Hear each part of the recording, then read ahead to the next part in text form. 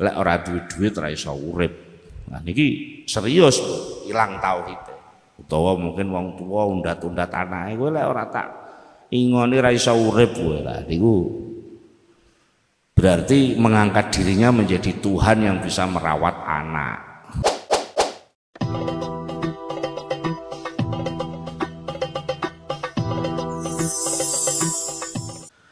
Lajeng tenggene makalah awal, nah, kula jujuk mawon iki langsung masuk teng makalah pertama.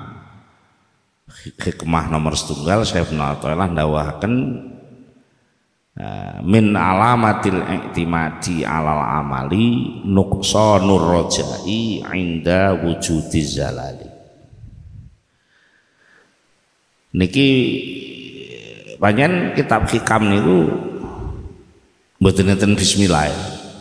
Jadi sekali buka nih langsung niki min alamatil i'timadi alal amali nuqsanur rajai inda wujudiz zalali. Nah, ini termasuk karomahipun Syekh Ibnu Athaillah Sakandari. Mesti kalih gurune dikomentari, ya wis apik Gus iki kitabe saban iki cilik, nek ditotal niku namung sekitar 260 makalah. 260 makalah. Tapi jawabipun gurune iki kitabmu iki cilik lah, tapi isine padha karo Ihya Imam Ghazali. Jadi mulane sebagian ulama pesantren nek bareng ngaji Ihya iku gendelane terus ngaji hikam. Iku mergo pancen dawuhipun Syekh Abil Abbas ngoten. Jadi kitabmu iki cilik tipis ya, tapi isine padha karo Ihya Imam Ghazali sing 4 juz. Pun tenggene makalah pertama niki cara ngelmu menyusun kitab niku enten istilah bara'atul istihlal. Napa bara'atul istihlal itu baru melihat muqaddimah tok ae wis iso digambarne apa sing arep dibahas.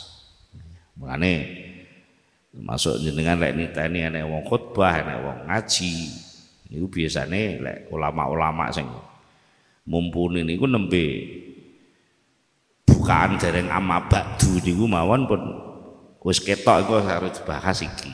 Niku termasuk jenis penyampaian ilmu sing tengene ilmu balaghah disebut bara'atul istihlal. Nggih. Bara'ah niku maknane napa lek ngarane sindiran, ya, istihlal niku pembukaan. Jadi sindiran pembukaane wis kena dibedhek. Lek sing arep dibahas tengene kitab hikam niku nggih kaya pembukaan dawuh makalah nomor setunggal niki. Dawuhipun wau min alamatil i'timadi alal amali nuqsanur rajai inda wujudiz zalali.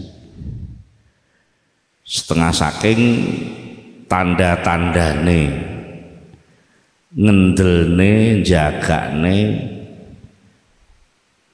wong amal. Jadi enek wong amal terus amal niku sakjane lek tengene hikam mboten namung wiridan maca Quran mboten namung niku pokoke gerak-gerike menungso sing dianggep mikoleh kemanfaatan niku termasuk amal. Kasarane wong Jawa obahe menungso kuwi seringkali dienggo piandel karo menungsane. Nek secara hasil duniawi ya nyambut gawe tenanan ku ya sugih. Nek males-malesan ya ora iso sugih. Nek belajare tenanan ya iso pinter. Ora gelem belajar ya ora iso pinter lah. Belajar nyambut gawe terus nek cara wong serodok khusuk ya tertib ngibadahe niku klebu sedaya namine amal. Nah, dawuhipun Syekh Ibnu Athaillah wong sing ngendel-ngendel ning amal, tanda-tandane wong sing ngendelne apa iktimat niku Nggih ya, nerangne rada angel. Ngeten. Jenengan nek lunga, ngono wis tak kei contoh sampean simpulno dhewe. Pokoke aku lek lunga bensine penuh wis beres. Lah niku jenenge iktimat alal bensin. Pokoke aku sekolah aku tertib tenanan wis mesti pinter aku. Lah niku jenenge iktimat alal sekolah. Sing rada ngguri-ngguri niku malah nemen meneh munine. Pokoke ana duit urusan beres. Iku jenenge iktimat alal duit. Macam-macam iktimat niku iso iktimat wis alal duit, iso iktimat alal bondo, iso iktimat alal jabatan. Nah, sing umum sing paling cedhek ya iktimat alal amal. Mergo ana makalah wong Arab al-iktimat alal nafsi asasun najah. Nah niku. Padahal niku senes hadis niku makalah wong Arab, wong itu lek percaya pada diri sendiri maka dia akan mudah mencapai sukses. Nah, diri sendiri yang dimaksud itu paling dekat apa? Ya ikhtiar usaha itu tadi. Pokoknya lek tak ngenekno kok dadine ngene, lek tak ngenekno kok hasile ngene, lek tak rabuk sakmene kok panene sakmene, lek modale sakmene kok bandine sakmene persen kok setahun dadi sakmene lah. Niku seringkali menjadi pancatan, apa nah, pancatan, sendenan, ketergantungan untuk mencapai suatu hasil. Itu namanya iktimat alal amal. Nah, kalau ditelusuri, nah ini dijelentarno neh. Bagi wong mukmin sebenarnya itu sudah jelas. Wong mukmin yang bertauhid itu tidak ada iktimat, tidak ada sandaran, gak enek piandel kecuali Allah. Iman itu kesana arahe. Ora enek sing kena dindelne, ora enek sing kena dijagane untuk pancatan sebuah kesuksesan kecuali anugerah Allah. Nah kok iki percaya kepada amalnya, ya, mempercayakan sukses, menggantungkan kesuksesan lewat usahanya. Nah ini cacat tauhid namanya. Nah, walaupun ora patek ketara. Mulane perlu enek indikasi-indikasi. Mungkin pas wong ki srewegep ngamal ya wong sing biasa delok wah iku hebat ya ngamale istiqomah. Wah iku hebat iku oleh sekolah tertib ke SD sampai kuliah ranking terus umpamane ngoten enek. Kan mboten ketara niku cacat tauhid. Tapi niki mengke kalau Syekh Ibnu Athaillah enek senajan ora ketara tapi enek indikasine. Indikasine wong sing ora tauhid tenan isih mengandalkan selain Allah, terutama mengandalkan ikhtiar usahanya itu tadi, itu walaupun nggak ketara enek indikasinya. Apa indikasinya? Ya didelok komentare sak teruse. Nah, apa teruse dawuh deloken nek bar ngamal, nek ngepasi ndeke kleru ngamale utawa ngepasi gagal usahane, maka dia sudah nggak punya harapan lagi. Nah, jadi lah enek wong sekolah gak lulus, gagal uripku, nggak punya harapan lagi. Enek wong umpamane terus rapat iso ibadah, maksiat terus muni wis model kaya aku wis neraka wis. Itu nggak punya harapan.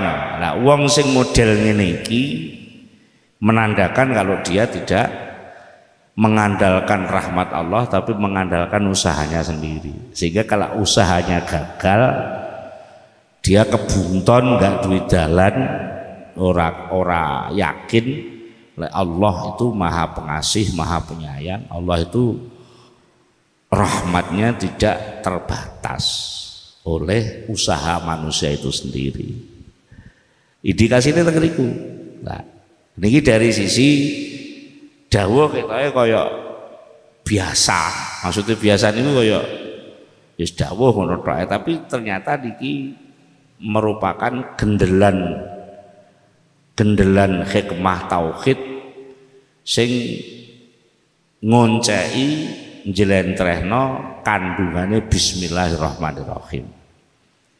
Jadi makalah pertama niki ora bismillah tapi ternyata njlentrehno maknane bismillah. Lah niku bagi wong sing ahli menyusun kitab itu luar biasa. Bagi orang-orang yang ahli balaghah, Syekh Ibnu Athaillah niki termasuk bahasane bahasa sing balir. Artinya pesan-pesannya begitu lembut tapi masuk mendalam sekali. Ini diarani Baraatul Istihlal. Jadi dipahami saestu malih dari sebaris kata yang mau disebutaken tanda-tandane wong sing iktimat mengandalkan bergantung kepada amal, itu tandanya adalah hilangnya harapan ketika terjadi kesalahan. Bod niku diterjemah ngoten niku. Tanda-tandanya orang yang bergantung kepada amal itu kalau amalnya salah maka dia sudah tidak punya harapan lagi. Padahal mestine lek sing dindelne iki Gusti Allah, maka rahmat Allah itu nggak pernah habis. Jadi ya terus bisa diharapkan pertolongannya Allah.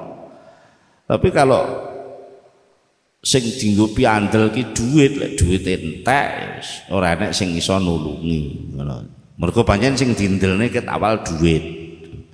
Lek sing dindelne kanca ngono. Delalah kancane adoh ya wis ora enek sing diarep-arep meneh.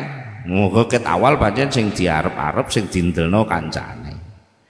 Lek sing dindelno bapake, bapake mati itu bingung wis ora enek sing dienggo arep-arepan meneh. Lek sing dindelno bojo ya ngono, bojone mati wis ora enek sing nulungi meneh. Jadi endi sing dadi iktimat ya kuwi engko sing dadi jalan harapannya. Lah kalau jalan harapannya sudah buntu ya arep-arep harapan sapa meneh. Itu salah satu dawuh gampangnya ngoten niku. Tapi coba jenengan urai malih, ternyata dawuh yang singkat seperti ini Syekh Ibnu Athaillah secara sangat lembut beliau itu mengajak untuk benar-benar bertauhid. Ada 4 kata penting dalam makalah niki. Nomor 1 iktimat, nomor 2 amal, nomor 3 harapan, nomor 4 kesalahan. Jadi kalau baleni kata-katanya, tanda-tandanya orang yang iktimat kepada amal adalah hilangnya harapan ketika terjadi kesalahan. Berarti satu baris ini ada 4 kata pokok. Yang pertama soal iktimat, yang kedua soal amal, yang ketiga soal harapan, yang keempat soal kesalahan. 4 hal inilah sebenarnya yang selalu melingkupi hidup kita. Sampai niku wani ndengengek gagah, kuwi lek enek sing mbok sendeni. Kowe sendenan ning duit, wah duitmu akeh ngono ya itu kowe. Jadi wong kuwi ora enek sing lepas saka ketergantungan. Nek isih cilik isih anak-anak ya ketergantungane biasanya ning wong tuane. Ndelalah kok bapakmu jabatannya dhuwur ngono, anake ora melok dadi pejabat melok itu. Mergo pancen dhek bergantung bersandar ngene bapake ngono to. Iktimat itu jadi karakter manusiawi sebenarnya. Hampir semua orang ya mesti harus cari sandaran. Nisbate murid ya bersandar ning gurune, nisbate anak bersandar ning bapake, nisbate bojo bersandar ning gone bojone, nisbate kelompok ya berdasar ning kancane kan ngoten to. Wong lek bersandar ning gone kanca lek kancane akeh ngono ya itu. Numpak sepeda motor gak duwe kanca dhewean ngono di klakson ya jingkat gleor ngono dhewean. Coba lek konvoi ana bocah 100 nganggo Yamaha sing padha ngono mergo balane akeh wani nginggirno bis. Mergo enek sing disandari ngoten to nggih. Jadi kebutuhan untuk punya sandaran itu sudah menjadi karakter dasar setiap orang hidup. Mesti tahu nggih, mboten saged mboten. Nah, tetapi bagi orang mukmin sandaran itu tidak ada lain kecuali Allah. Nah, jadi lek disimpulno makalah hikam pertama niki nomor 1 Syekh Ibnu Athaillah ngelingno tauhidul i'timad, keesaan dalam bersandar. Jangan bersandar kepada apapun kecuali hanya bersandar kepada Allah Subhanahu wa taala. Kalau kamu bersandar kepada selain Allah ketemunya kowe kecelek. Kecelek itu bahasa kitabnya dolalah, tersesat. Tersesat itu salah prediksi, salah hitungan, salah kesimpulan. Itu dolalah. Tak kira hasil tiba-tiba gagal. Kajus salah prediksi. Karena apa? Kalau bukan Allah semuanya akan fana. Nah, makanya kalau kita benar-benar bertauhid, kita benar-benar mengenali iman itu sendiri, maka sudah jelas la ilaha illallah, tidak ada Tuhan selain Allah. Tuhan itulah yang disandari, Tuhan itulah yang diharapkan pertolongannya, Tuhan itulah yang menjamin seluruhnya, dan ternyata tidak ada yang bisa menjamin ini selain Allah. Ini jelas bagi orang yang bertauhid. Nah, kalau masih ada iktimat selain Allah, mesti nek gak mesisan wong kafir, wong musyrik, minimal wong lali. Ya iman tapi pas lali. Sampai sing riyen kula terangake bisa terjadi murtad ora krasa ketika beriktimat kepada uang sampai duwe kesimpulan lek ora enek duit ora iso urip. Nah niku nggih ngapunten niki serius, kesalahannya sangat mendasar karena masuk teng kelompok nek cara kene kitab Sulan Taufik, kitab cilik nika termasuk murtad qauli. Murtad sing disebabna sangka omongan sing ora bertauhid nika. Wong mati urip iku kuasane Allah kok malih menggok lek ora duwe duit ora iso urip. Nah niki serius ilang tauhid. Mergo iktibat nggone duit. Utawa mungkin wong tua undat-undat anake kowe lek ora tak ingoni ra iso urip kowe lah niku berarti mengangkat dirinya menjadi Tuhan yang bisa merawat anak dan seterusnya. Cilik-cilik digedhekne gede-gede kurang ajar kok. Nah niku ketoke barang sepele omongan ngono kuwi, tapi itu namanya minnah undat-undat. Nah, jadi wala tubtilu shadaqatikum bil manni wal adza. Jangan kau hapus sedekahmu dengan undat-undat. Undat-undat itu ya ngungkit-ngungkit jasa yang sudah diberikan. Lah sedaya niku berawal dari kesalahan sandaran niku wau. Jadi bagi orang mukmin harus benar-benar syahadatek sing genah lek kowe muni asyhadu an la ilaha illallah ya wis. Buktikan, syahadatkan secara nyata bahwa tidak ada Tuhan selain Allah, artinya juga tidak ada sandaran selain Allah. Sing nomor kalih wau dawuh soal amal. Nalika dijelasne ngeten kan ada semacam kesimpulan terbalik sing salah meneh. Kaya bener tapi dadi salah. Ketika kandhani ora enek asile, wong ikhtiar, wong amal kuwi lek ora di paringi keberhasilan karo Allah ya panggah ora berhasil. Terus akhirnya nganggo kesimpulan waliane lek ngoten mboten usah ngamal. Nah, mergo ket awal kowe salah. Dadi nalikane kowe budal ngamal pancen wis mbok putusno lek satu-satunya jalan untuk sukses harus amal. Wis ket awal wis salah kowe. Satu-satunya jalan untuk sukses harus beramal. Maka mesti mbok wale kan. Kalau amal gak ada hasilnya berarti gak perlu amal. Ngono ta tulisan. Nah, niku salah meneh. Mulane dijaga kudu duwe tauhid sing nomor loro niku tauhidul amal. Maknane apa? Amal itu dijalani karena tujuannya yang satu. Apa? La maksuda illallah. Tujuane wong amal kuwi sejane menuju Allah. Ora kok sejo untuk sukses masuk surga, untuk sukses menjadi orang kaya, untuk dan seterusnya yang itu lebih kepada program-program manusiawi.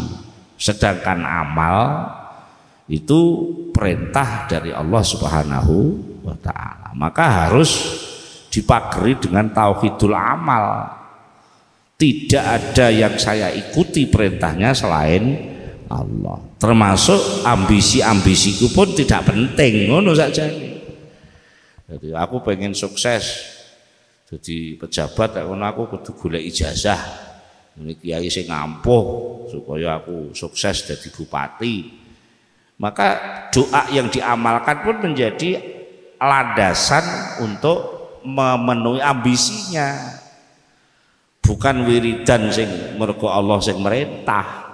Nah, ini sangat-sangat rumit sebenarnya, sangat lembut maksudnya. Nyelononge ati iki ora ketara. Lho, ujug-ujug donga iku tibae luwih rasa katimbang kuasane Allah. Sampai weh pokoke sing ndonga aku beres ngono barang ya. Jadi lah bangsa diomongi lek kuwi nyalai tauhid, nah kowe malah nek ngono ora usah ngamal lho. Wong sing salah ora ngamale kok. Sing salah kuwi kowe bersandar ning gone ngamal. Nek ngamal kuwi ora salah, pancen diperintah ngamal kok. Kowe diperintah mbok lakoni, endi sing salah? Ora ada sing salah. Tapi lek kowe menggunakan amal untuk penyaluran ambisi-ambisimu, lah itu salah fungsi. Wong amal itu berfungsi untuk menampilkan posisi kehambaan ben ketok kowe iki kawulane Allah. Nek diperintah ya manut, kudune ngono. Ora kok manute mergo enek opahe. Lah kuwi dudu kawula, kuwi pegawe sing diopahi. Nek ora enek opahe ora kerja, ora. Iku jenenge ajir. Ajir kuwi wong sing memposisikan sama dengan yang ngopahi. Aku wis kerja, kowe kudu gelem mbayari aku. Nah wong ngamal sing model niku apa pantes ning ngersane Allah. Gusti kula pun salat lho, swargane pundi lho. Gusti Allah mbok tagih lho. Lah mergo napa sakjane ngamal kuwi anugerah sejatine. Anugerah saka Allah. Anugerahnya di mana? Lho, kowe iki diundang karo Allah. Diundang itu kan penghormatan dari Allah kepada kamu. Wong diundang kok njaluk opah. Kula tak dugi tapi mungkin lek wangsul gawani berkat awas lek boten lho diundang apa model ngancam wae. Maka ketika orang mengandalkan amal, nah itu ada cacat tauhidnya di situ. Berarti ada semacam kesimpulan kalau saya berjasa beramal di hadapan Allah, maka sudah selayaknya kalau Allah balas jasa kepada saya. Berarti kan posisiku be Allah seimbang. Wong dagang berarti dodol ngamal terus dibayar nganggo swarga ngono ta. Terus swarga kayak sapa? Kowe sing ngatur. Tapi lek kowe leren orang ngamal, lha kowe iki apa dikongkon ora manut.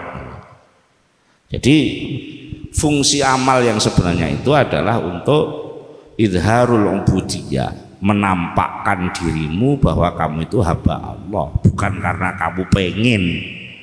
Nah, kowe pengen berarti kan sing ngatur uripmu kowe dhewe dudu Allah. Nah, itu harus dijaga dengan tauhid sing nomor kalih napa tauhidul amal. Nah, sing nomor 3 karaktere menungso meneh.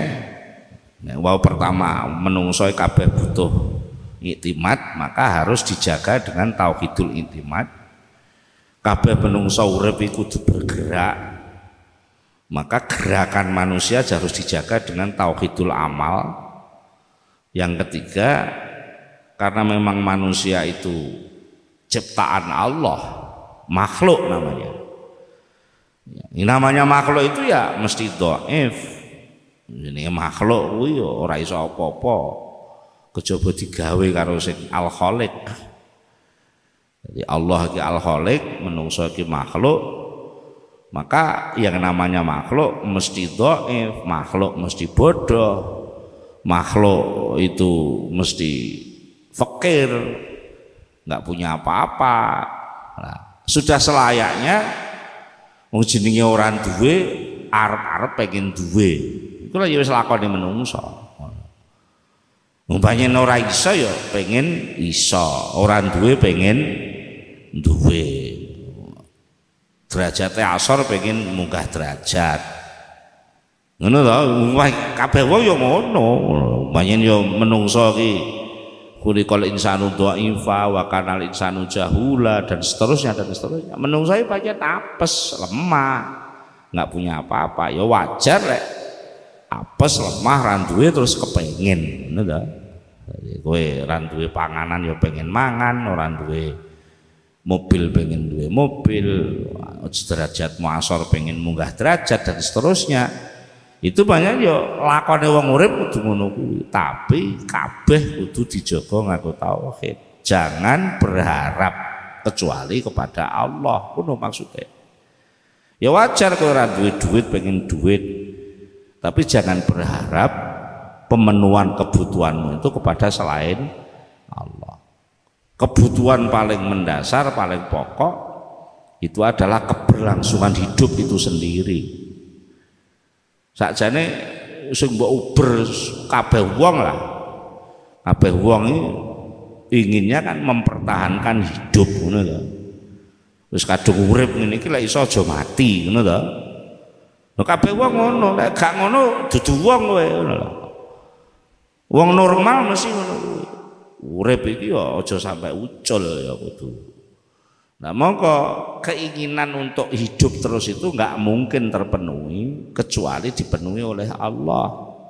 Dan memang yang bisa menghidupkan itu nggak ada lain selain Allah. Jadi harapan itu gawane wong urip kabeh punya harapan. Tapi untuk memenuhi harapan itu jangan berbelok. Tidak ada satupun yang bisa memenuhi harapanmu kecuali Allah Subhanahu wa ta'ala. Wong loro pengen waras, wong melarat pengen sugih, wong lemah pengen kuat, wong asor pengen mulya.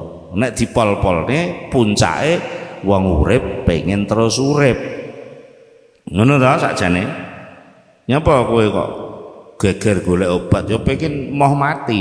Nyapa kowe kok nyelengi duitmu ben numpuk akeh mergo kowe dianggepan nek duit-duit akeh kowe lek nek apa-apa beres nganggo duit. Lah kan nek dipolne kan butuhe iki supaya uripmu iki terus berlanjut ngono to. Nah, untuk memenuhi keinginan hidup terus berlanjut itu enggak ada yang bisa kalau kamu tidak ditolong oleh Allah. Maka tauhid nomor 3 adalah tauhidur roja. Apa maknanya? Tidak ada harapan kecuali hanya kepada Allah. Wong santri ngarani tawakal ala Allah. Tawakal ala Allah artinya yang bisa menyelesaikan seluruh persoalan ini hanya Allah Subhanahu wa ta'ala. Itu sing nomor 3 dan itu realitas manusiawi sebenarnya. Kabeh menungso butuh iktimat, kabeh menungso butuh bergerak, kabeh menungso butuh pemenuhan harapan. Nah, ketiga-tiganya tidak bisa diselesaikan kecuali oleh anugerah Allah Subhanahu